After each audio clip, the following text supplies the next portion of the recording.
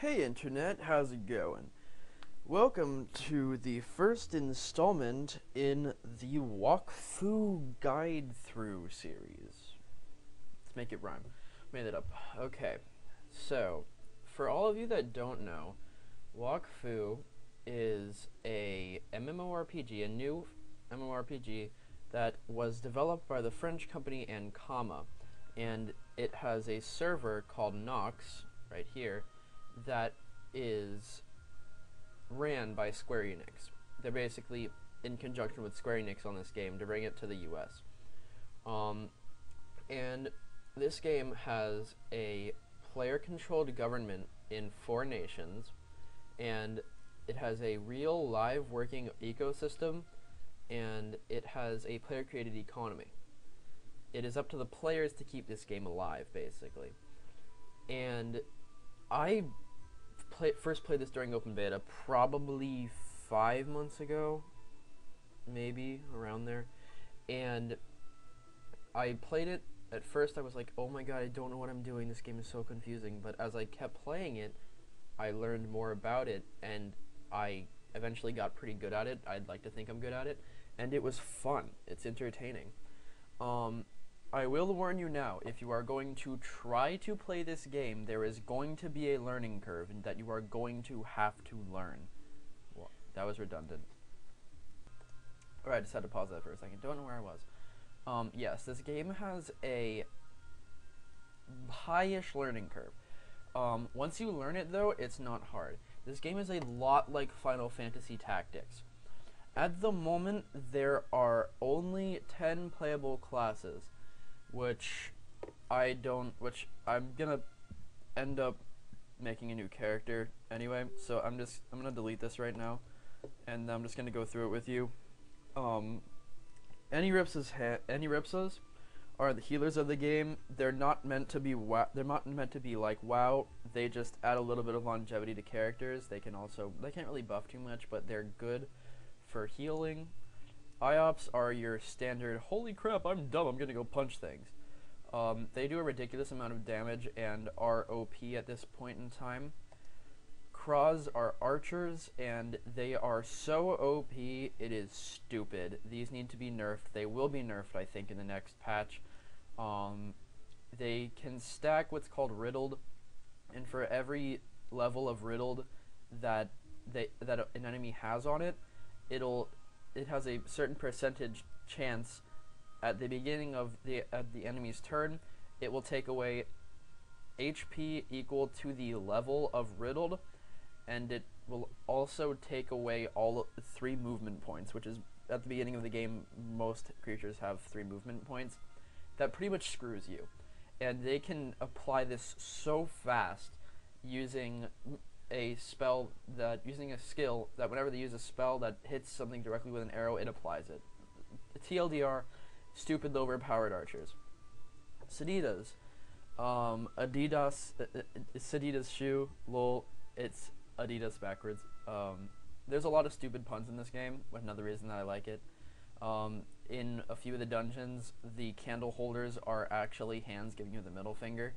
Real classy.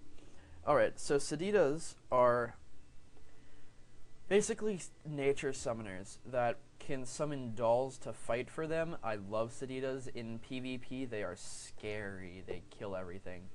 Sacriers. Sacriers are the best tank in this game. They have a bunch of skills that are tied to self-sacrifice and sacrificing yourself for your teammates. If you go Earth Sacrier, I'll explain Earth and the trees later. If you go Earth Sacrier, then you can stack what's called Coagulation, and for every level of Coagulation, you get an armor that has 1% of your max health.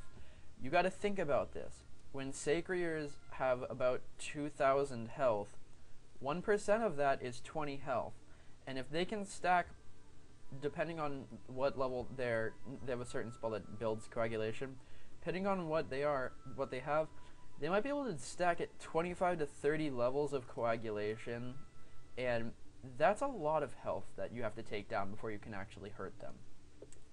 Next are Panda's Pine.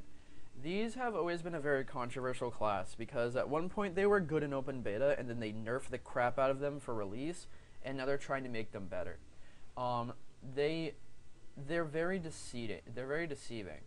They seem like they're a bunch of kung fu crap and they kick the crap out of things like Jackie Chan style, but they actually can summon a barrel that's full of bamboo milk, in quotations, hardcore quotations, and if they're carrying their barrel, which is a big part of being a Pandawa, then at the end of your turn you will drink from it and get a buff that gives you plus 1% final damage and plus 1% resistance. I never get that right. But right now, you need to look into it more. Basically, they fight using a barrel, they hit things with the barrel.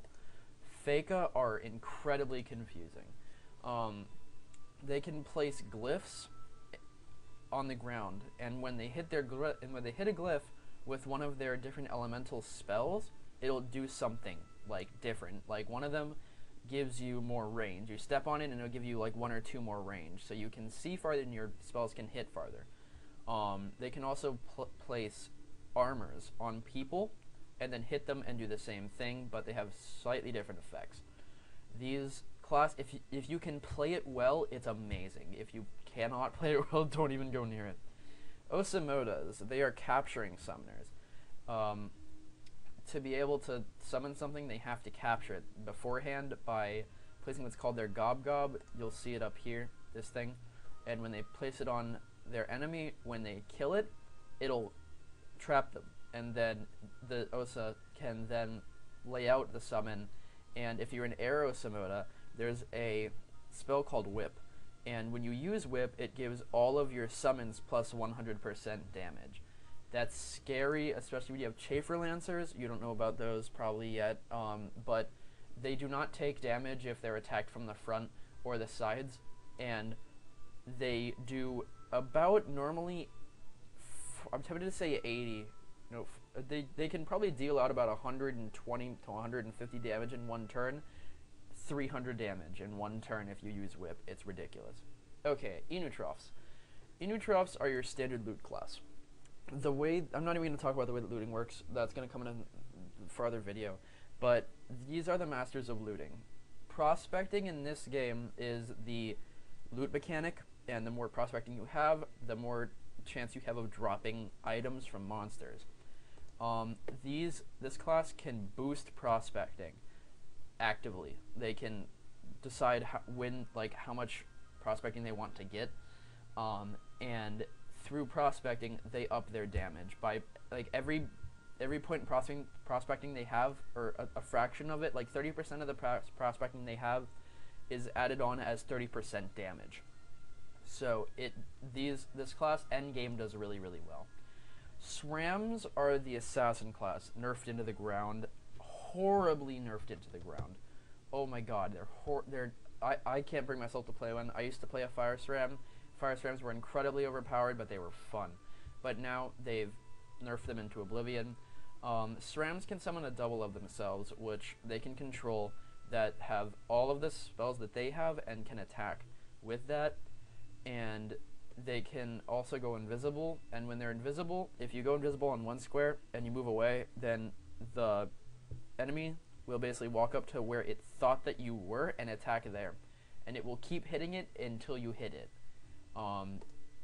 Next are Zellers.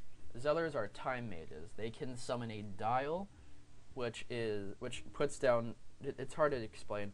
It's a diamond-shaped square, I guess. It's a square in the shape of a diamond on the field, and they can teleport around the dial, and the dial gives them damage boosts. When max, the dial can give Zellers 50% more damage, which is really, really, really good. Zellers kick ass. And if you go Water Zeller, they can drain the AP. AP is drain the AP of other monsters. AP is what's used to cast spells. So if you drain their AP to nothing, they can't cast. Next are Aka Flips. Well, finally, Aka Flips. Aka Flips are gambling warriors. Most of their skills are based on chance. they have a move called double or quits, and let's say that I did damage and I did 17 damage. If I use double or quits, there's a 50-50 shot that I'm either going to heal it back for 17 damage or I'm going to do more damage for I'm going to do another 17 damage. They do a lot of damage situationally. If you play Earth, then you have a spell that is called Ecaflip's Tarot.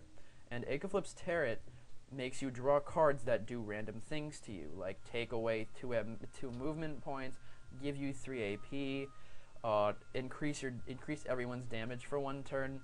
They're very situational when it comes to that. And that's pretty much all of the classes.